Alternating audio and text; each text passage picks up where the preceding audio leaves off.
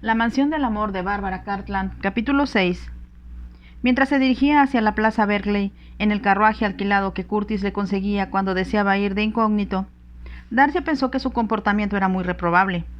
Casi resultaba inconcebible que una joven de su edad fuera sola a la casa de un soltero. Si alguien llegaba a saberlo, se arruinaría su reputación. Recordó el cuidado que tenía su padre en ir a París, de que nadie supiera que lo visitaba. ¿Cómo se indignaría de saber que ella lo hacía ahora? Pero no podía dar marcha atrás y portarse de acuerdo con las conveniencias cuando su relación con el conde se había convertido en algo muy diferente a lo que ella pudo imaginar. Los caballeros con los cuales bailaba en las fiestas a las que asistía le enviaban luego flores y le declaraban loco su amor por ella. Pero tenían mucho cuidado de no salirse de lo admitido. Sabían que la marquesa los mantenía bien vigilados, y como deseaban realmente casarse con Darcia, no cometían el error de retenerla en el jardín o llevarla hacia la sombra de los árboles. Como era joven e inexperta, ella no tenía idea de que su comportamiento complacía incluso a las más exigentes damas del gran mundo. Ahora le remordía la conciencia, pues no solo debía haber rechazado la invitación del conde, sino que debía haberse metido nunca en aquella aventura. Sin embargo, y por encima de todo, estaba decidida a salvar al conde de Lady Caroline. Intentaba engañarse a sí misma pensando que su acción era desinteresada, que no le amaba. Pero era consciente de su amor, que sentía desde niña, y la hacía pensar más en Kirkhampton que en sí misma. No podría soportar que, como muchos otros hombres, fuera desdichado en su matrimonio, que hubiera de buscar consuelo fuera de él y se convirtiera en objeto de burla o lástima de su círculo social. Todo en él es tan magnífico. ¿Cómo podría permitir yo que fracasara en lo que tanto le importa, su vida íntima, su hogar? No lograba comprender cómo Caroline Berkeley podía despreciar lo que el conde hacía por ella al construirle una maravillosa casa, un nido de amor. Pero comprendía que los sentimientos no pueden forzarse, y si Caroline amaba realmente a Lord Arclay, entonces no podría querer a ningún otro hombre.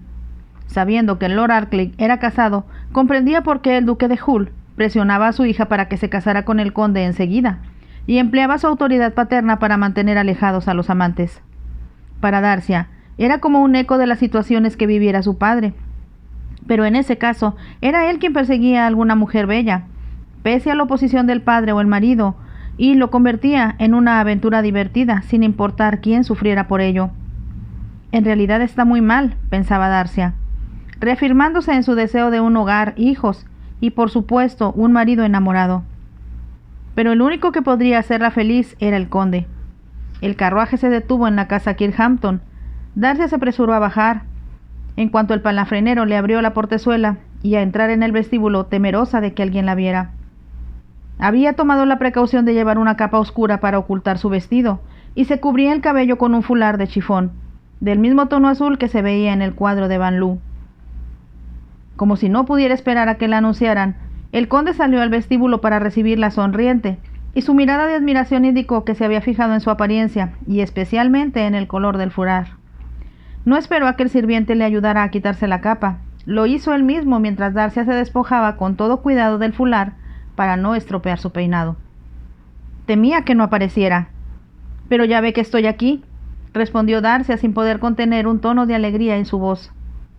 Mientras entraban en el salón, Kirkhampton comentó: «Es la primera vez que la veo vestida a la moda. Debí suponer que tendría un aspecto maravilloso». Darcia había dudado largo rato antes de decidir lo que se pondría. Como fingía que la casita de la aldea era su hogar, y al principio deseó que le creyera, una muchacha que solo era una marchante de mobiliario y obras de arte, le habían parecido poco apropiados sus vestidos más sencillos. Pero aquella noche se había rebelado contra el sentido común al contemplar la fantástica colección de vestidos de noche que comprara en París. Descartó la mayoría porque eran demasiado lujosos, pero había otros más sobrios, aunque con el incomparable toque parisino. Al fin eligió uno, blanco, porque este era el único color que, como debutante, le permitía usar la marquesa, pero cuyo finísimo encaje estaba adornado con cinta de terciopelo azul, del mismo tono que gustaba al conde en el cuadro de Van Loo.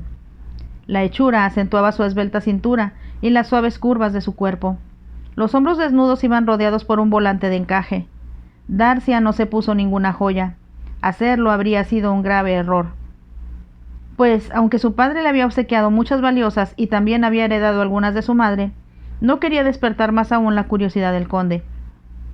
Por lo tanto, solo llevaba una cinta de terciopelo azul en torno al cuello, de la cual pendía una miniatura de su madre, cuyo precioso marco era de esmalte con pequeños diamantes.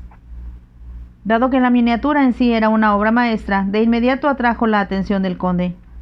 Jamás había visto una miniatura colocada con más arte, comentó mientras le daba a Darcy una copa de champán. ¿Se refiere al marco?, preguntó ella ingenuamente. Me refería a su posición en el cuello de usted. Como no estaba acostumbrada a recibir muchos cumplidos del conde, Darcy se ruborizó sin poder evitarlo, y esto le hizo sentirse molesta. No necesito decirle que su apariencia es perfecta como todo lo suyo, agregó Kirkhampton. Turbada, ella miró a su alrededor. Aquí están los cuadros que tanto deseaba conocer. ¿Por qué no dice que deseaba verme a mí? Me ha descuidado de forma muy reprobable y espero que, en compensación, sea especialmente amable conmigo esta noche. Espero hacerlo al proporcionarle el reloj musical.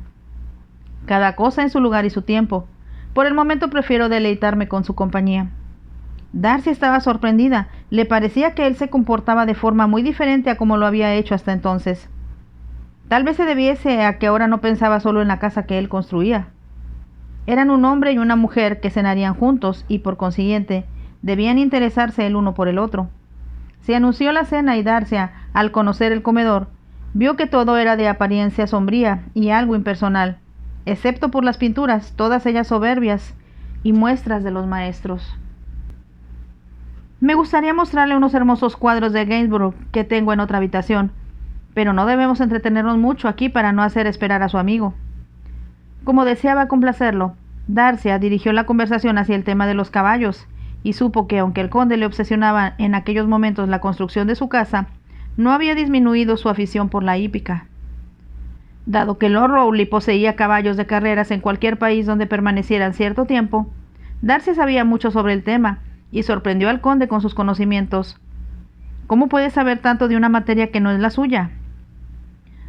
Como le dije cuando me mostró el paisaje donde construye su casa, no se necesita ser dueño de algo para poseerlo. La entiendo perfectamente porque es lo que yo siento. El otro día alguien me preguntó por qué no compraba la Venus de Botticelli, pero como cada vez que visito Florencia voy a admirarla, tengo la sensación de que es mía. A mí me ocurre lo mismo. ¿Ha estado en Florencia?, preguntó él sorprendido. Hace algunos años. Darcy recordaba con cierta nostalgia la villa que su padre poseía en las afueras de Florencia, hasta que se aburrió de ella, así como de la bella Florentina, que por entonces le interesaba. ¿El amor dura siempre tan poco?, se preguntó de pronto. Parece triste, comentó el conde. Tiene una expresión que no había visto antes en su rostro. ¿Cómo sabe lo que pienso? Sus ojos son muy expresivos, Darcy. Además, ya sabe que entre nosotros no hay necesidad de palabras. No, es cierto. Comprendo muchas cosas de usted, y por eso me resulta frustrante que existe esa barrera que no puedo derribar. ¿Por qué no confía en mí plenamente? Tal vez algún día, le sonrió Darcy. Detesto las promesas a medias, igual que me disgusta no estar segura nunca de cuándo voy a volver a verla de nuevo. Siempre parezco como el proverbial centavo falso, respondió Darcy con un tono ligero.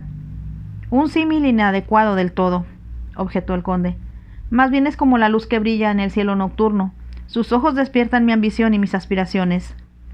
¿De verdad hago eso?, bromeó Darcy. No hace mucho habría respondido que no a esa pregunta, pero ahora que la conozco, la respuesta es afirmativa, repuso Kirkhampton. Algo en su forma de hablar hizo que Darcy se quedara momentáneamente sin aliento y el corazón le diera un vuelco. Pero como tenían mucho de lo que hablar, la cena transcurrió con rapidez. Luego Darcy le pidió: «Vayamos en mi carruaje, por favor». El conde no se opuso. En el vestíbulo ella se puso de nuevo la capa y el fular de seda en la cabeza. El conde pensó que se parecía a la hermosa Lady Hamilton, tal como aparecía en el cuadro de Romney, pero no lo dijo. «¿A dónde vamos?», le preguntó cuando los caballos iniciaron la marcha. «Al Hotel Griffin». «¿Al Griffin?», repitió el incrédulo. «¿No es un lugar al que usted debiera ir?». «Es donde se hospeda el señor Quincy, desde hace más de 25 años, siempre que viene a Londres». Le pareció que el conde estaba a punto de decir algo más, pero luego se desistió de ello. Cuando se detuvieron frente al hotel, Darcy estaba algo asustada. ¿Dónde iba a meterse? No advirtió nada especial en el vestíbulo, por lo que, tranquilizada, se dirigió a la recepción a preguntar por el señor Quincy. Era un alivio que no estuviera nadie a la vista, excepto los empleados. Estaba segura de que si se veía a la condesa de Suez en aquel lugar de dudosa reputación, al día siguiente lo sabría todo Mayfair. El señor Quincy la espera, señora, dijo el recepcionista y le entregó una tarjeta donde estaba escrito el número de la habitación. Con ella en mano, Darcy se dirigió a la escalera seguida por el conde. Llevaba también un paquetito envuelto en papel de seda y atado con una cinta. ¿Qué es?, preguntó Kirkhampton. Un regalo para el señor Quincy. Deje que yo lo lleve. Es muy frágil, prefiero llevarlo yo misma. Considero eso un insulto. Cuando le muestre la porcelana que voy a colocar en mi casa, parte de la cual es de cebres rosa, haré que se disculpe por insinuar que soy un manazas. ¿De veras tiene cebres rosa?, exclamó Darcy, muy excitada. Y bastante, por cierto. La propia Madame Pompadour se la regaló a uno de mis antepasados. Darcy emitió un suspiro de admiración, más expresivo que cualquier frase. Mientras subían la escalera, pensó que le hubiera agradado darle el reloj musical al conde y observar su entusiasmo sin tener que involucrarse en el subterfugio necesario para salvarlo de Lady Caroline. Llegaron a un pasillo mal iluminado, en el que Darcy se detuvo. Miró la tarjeta que llevaba en la mano, como si le costara trabajo leer el número, antes de decir: «Número 13, ¿es esta habitación? No llame, abra y entre». Retrocedió un poco mientras el conde hacía girar el pomo de la puerta. Al abrir, quedó al descubierto también para ella el interior de la habitación. En el centro había una mesa con restos de una cena abundante, y detrás un sofá cubierto con cojines de seda donde una pareja se abrazaba. Al oír la puerta, los amantes se volvieron sobresaltados. Lord Arkley, en mangas de camisa, tenía en sus brazos a Caroline Blakely, despeinada pero muy hermosa en su desaliño. Darcy no se detuvo a mirar.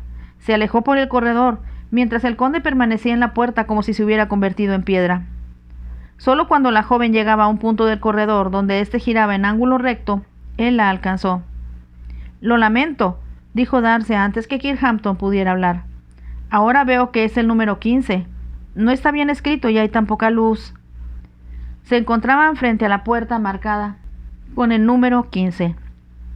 El conde permanecía en silencio, pero ella sabía, sin necesidad de mirarlo, que tenía fruncido el ceño y apretados los labios. No esperó a que Kirkhampton abriera la puerta. Lo hizo ella misma. Curtis se encontraba en la habitación. «Buenas noches, señorita. El señor Quincy le espera. Pero por favor, no lo fatiguen mucho. No se encuentra bien y el doctor insiste en que descanse». «No nos quedaremos ni un instante más de lo necesario», respondió Darcy, avanzando hacia el fondo, donde había un hombre muy viejo sentado en un sillón y con las piernas cubiertas por una manta. En la mesa, junto a él, estaba lo que el conde esperaba ver. Acercándose al mismo tiempo que Darcy, se dio cuenta de que el reloj era más hermoso de lo que esperaba. La habilidad con que se había construido la jaula que lo remataba, el precioso laqueado de la base, el ave con su plumaje auténtico de bellísimos colores, aquello solo podía haberlo concebido un artesano genial. «Lamento que no se encuentre bien, señor Quincy», dijo Darcy con voz muy suave. «Es la edad, a todos nos sucede. Pero usted todavía tiene mucho que vivir antes de llegar a esto», repuso con voz muy débil el anciano, cuyo rostro permanecía en la penumbra. «No debemos cansarlo. Ha venido conmigo el conde de Kirkhampton. ¿Puedo mostrarle cómo funciona su reloj musical?» «Enséñeselo, querida. Mis manos hoy están demasiado temblorosas». Junto al reloj había una llave que Darcy hizo funcionar. Enseguida se oyó una suave melodía, como el canto de un ave. En la jaula, un pajarito de plumas turquesa y carmesí abrió y cerró el pico amarillo, dio vueltas en su percha, agitó la cola, y poco antes que la música terminara, desplegó su espléndido plumaje. Al terminar la última nota, el ave, que parecía estar viva, quedó inmóvil. «Es magnífico, espléndido», exclamó el conde. Se volvió hacia el señor Quincy y le dijo: «¿Cómo puedo agradecerle, señor, que haya accedido a...?» Mas se dio cuenta de que el caballero se había dormido. «Es muy anciano», susurró Darcy. «Deje el cheque sobre la mesa. Se lo encontrará ahí cuando despierte. El conde sacó el cheque de su bolsillo y lo dejó sobre la mesa. «Lleve usted el reloj», le pidió Darcia. «No olvide la llave».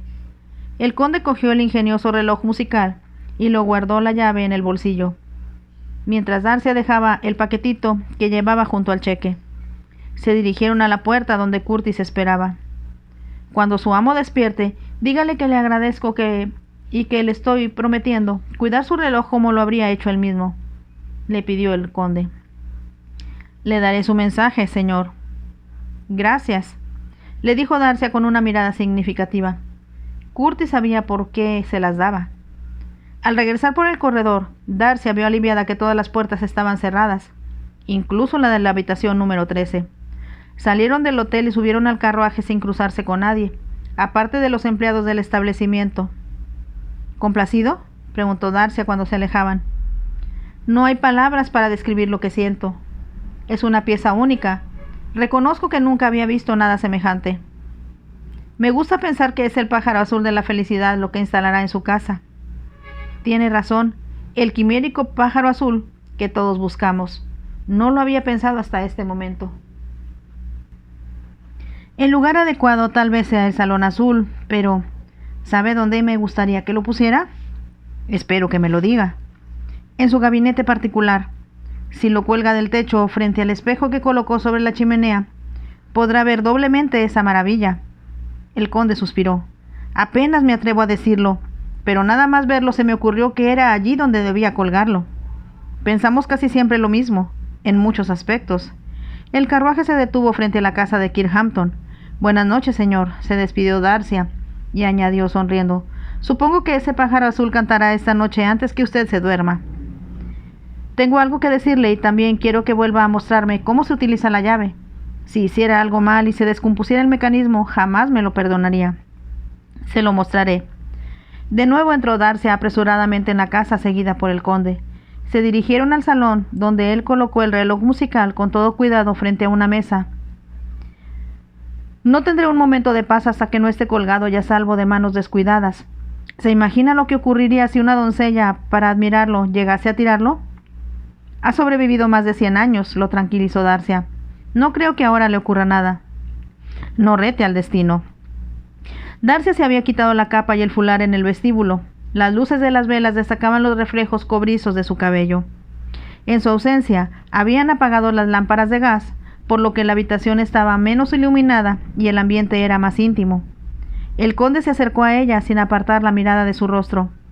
«Deseo agradecerle, Darcia, no solo ese pájaro azul que encontró para mí, sino también la felicidad que me ha brindado de diferentes maneras». La abrazó inesperadamente y mientras ella se debatía, la besó exigente, voraz, con una violencia que ella no esperaba.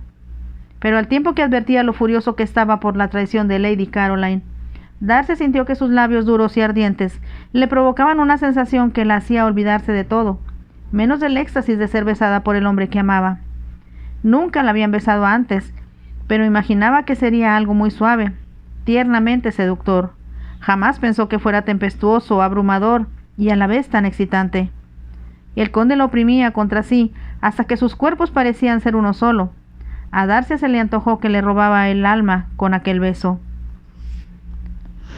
Aquello era el amor que anhelaba, por el que había luchado e intrigado. Y sin embargo, ahora que la victoria era suya, no estaba preparada porque había sucedido antes de lo que ella esperaba. No había imaginado la gloriosa y salvaje alegría que la embargaba, transportándola a un mundo sin contacto con la realidad, donde solo existían el conde, sus brazos, sus labios, y un amor que era como un fuego que los consumía a ambos. Por fin, Kirkhampton levantó la cabeza. «Te amo y te deseo», exclamó con voz apasionada. «Y yo también te amo». Aunque apenas podía hablar, Darcy sintió que lo que decía no era solo con sus labios, sino con todo su ser. «Eres tan bella, eres mi Venus, tan mía que podría ponerte en el mejor rincón de mi casa como la mejor obra de arte». La besó de nuevo hasta que Darcy no pudo ya pensar, solo sentir. El conde la soltó un momento para conducirla hasta el sofá, donde se sentaron como si sus piernas ya no pudieran sostenerlos. La abrazó de nuevo. «Debemos hacer planes», dijo. Te construiré una casa cerca de la mía. Será tan perfecta como la jaula que guarda nuestro hermoso pájaro azul. ¿Una casa? Darcy iba a hacer esta pregunta, pero, aunque sus labios se abrieron, no salió de ellos ningún sonido. Mientras tanto buscaremos un lugar para estar juntos, añadió Kirkhampton. Tu casa es demasiado pequeña. Además, los aldeanos hablarían. Pero el destino nos ayuda. Darcy solo le miraba. Estaba demasiado aturdida por sus besos como para comprender lo que decía.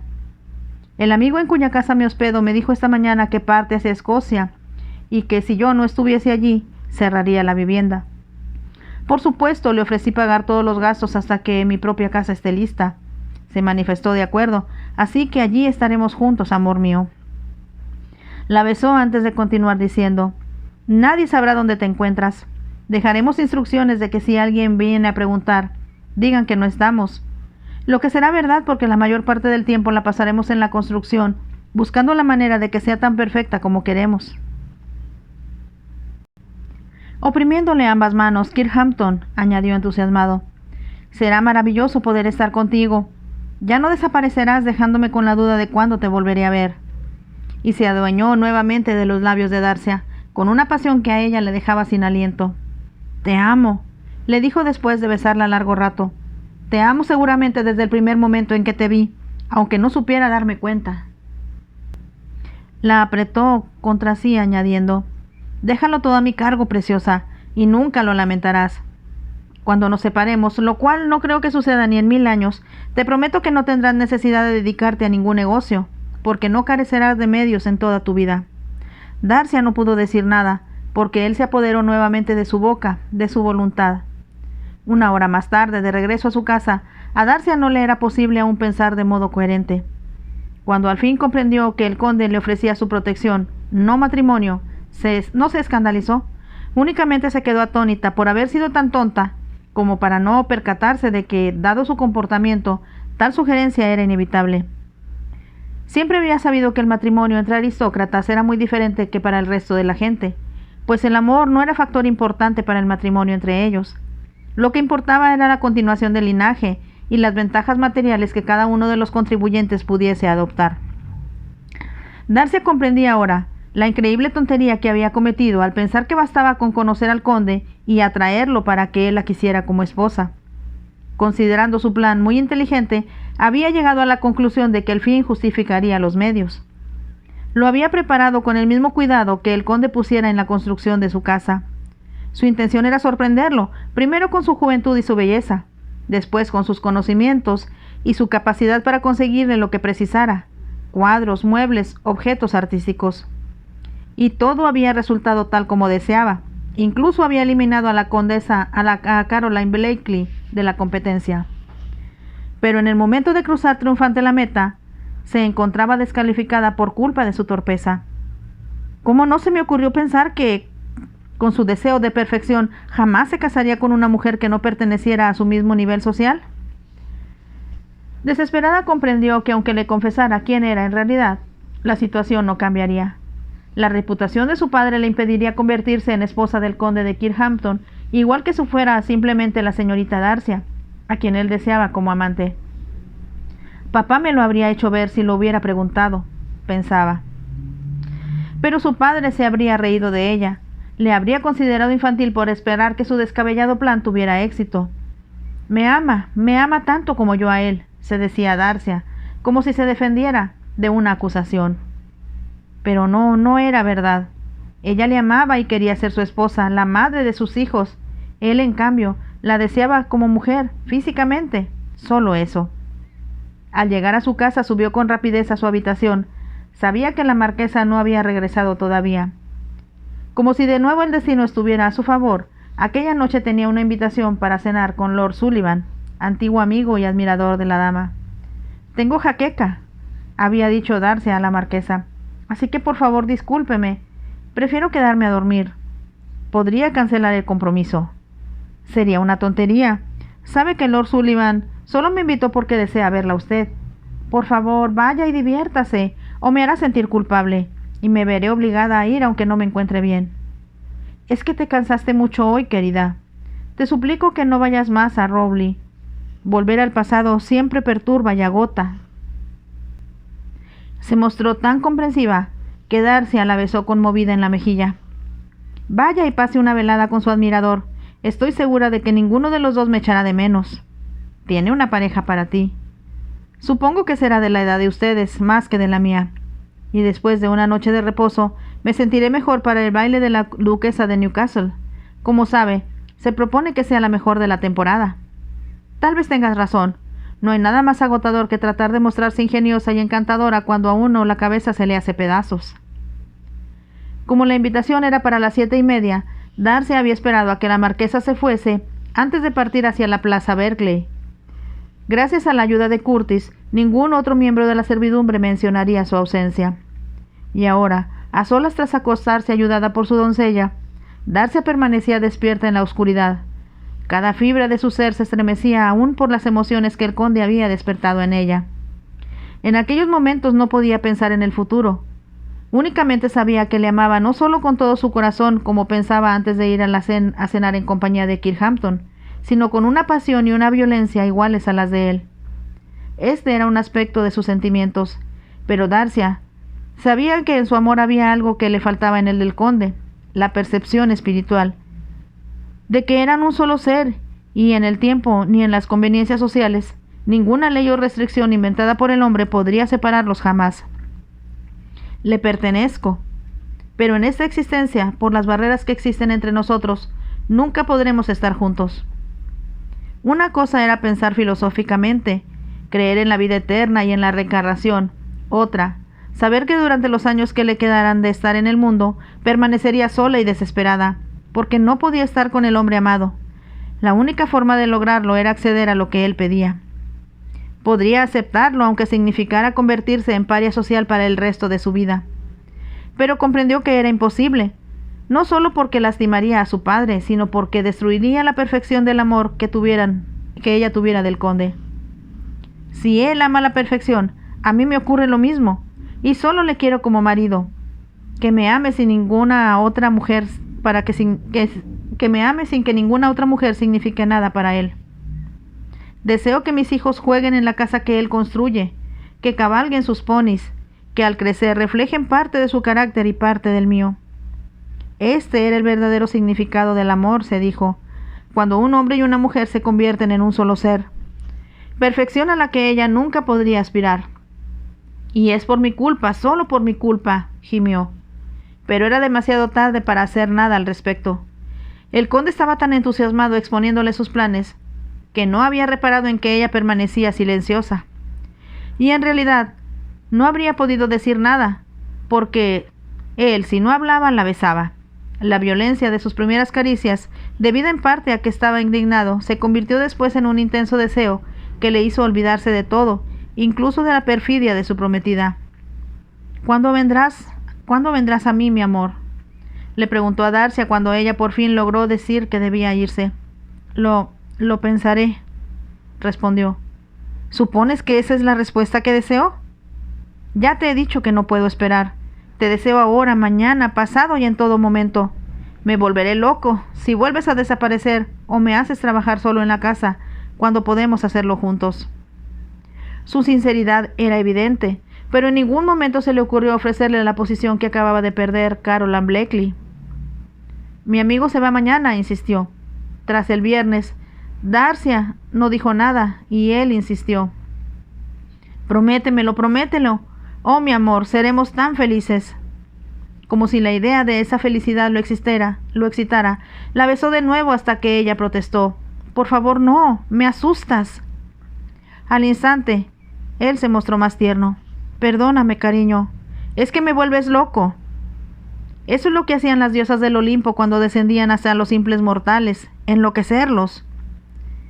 «En este momento yo también soy mortal», musitó Darcia. «Lo sé, y no sabes cuánto me emocionas». Fijó la vista en los verdes ojos de ella e inquirió. «No puedo creerlo, pero tengo que preguntarlo. ¿Ha habido algún hombre en tu vida?» «No, ninguno», susurró Darcia. «Lo suponía», exclamó él triunfante. «¿Te han besado?» «Nunca». «Dios mío, me parece imposible. Me siento el hombre más afortunado del mundo». La besó de nuevo con ternura y añadió: «No te asustaré, mi pequeño amor. Recordaré que como mi pájaro azul, debe ser tratada con cuidado. Pero te enseñaré a cantar solo para mí, y nuestro amor será tan hermoso que alcanzará una perfección solo conocida por los dioses». Cuando hablaba así, a Darcia la hacía más feliz que si le ofreciera una docena de anillos nupciales. Pero por glorioso que sonara, no era lo que ella deseaba. Se había separado de él sin decirle cuánto se reunirían, y hasta el último instante se negó a decirle quién era. «¿Por qué eres tan misteriosa? Ahora me perteneces, no hay necesidad de ello». «Todavía no te pertenezco, pero así será. Seguro de que me amas, nada podrá interponerse ya entre nosotros». Habían llegado a la puerta, pero antes de abrirla, Kirkhampton besó a Darcy hasta que la habitación girase en torno a ella, y luego le resultase difícil cruzar el vestíbulo y llegar hasta su carruaje. Ahora el maravilloso embeleso de aquellos besos parecía burlarse de ella en la oscuridad. «Es el fin. Mañana, pasado y siempre me esperará en vano, y no es probable que me encuentre, porque no asistirá a ningún acontecimiento social para no encontrarse con Lady Caroline». Tenía la incómoda convicción de que siempre temería encontrarse con él. Y como le amaba tanto, sería como si lo tuviera continuamente frente a sus ojos, besándola a cada momento. Le amo, pensó desesperada, pero no puedo hacer nada, excepto salir de Inglaterra en cuanto la temporada social termine y no regresar nunca. Sí, había de hacerlo porque le sería imposible vivir cerca de Kirkhampton y no verle. Tenía la horrible sensación de que, a pesar de todos sus principios y sus ideales, le buscaría porque su necesidad de él era ya muy grande. Entonces, no sería mejor que Caroline Blackley, sino tal vez peor. Toda su educación, sus principios y su poder intelectual, con el que había trazado su forma de vida mucho antes de llegar a Londres, le indicaron sin lugar a dudas que tenía razón, no solo de acuerdo con la ley de Dios, sino también psicológicamente. Era lo bastante inteligente para saber que el amor, si es auténtico, incluye el respeto, y eso era algo que perdería, convirtiéndose en amante del conde. Todo terminó, sollozaba en la oscuridad, y las lágrimas empezaron a rodar lentas, candentes y dolorosas por sus mejillas. Fin de este capítulo 6, que como vemos se puso mucho más interesante. Si les gustó, por favor déjenme un like y nos vemos en el siguiente capítulo. Bye.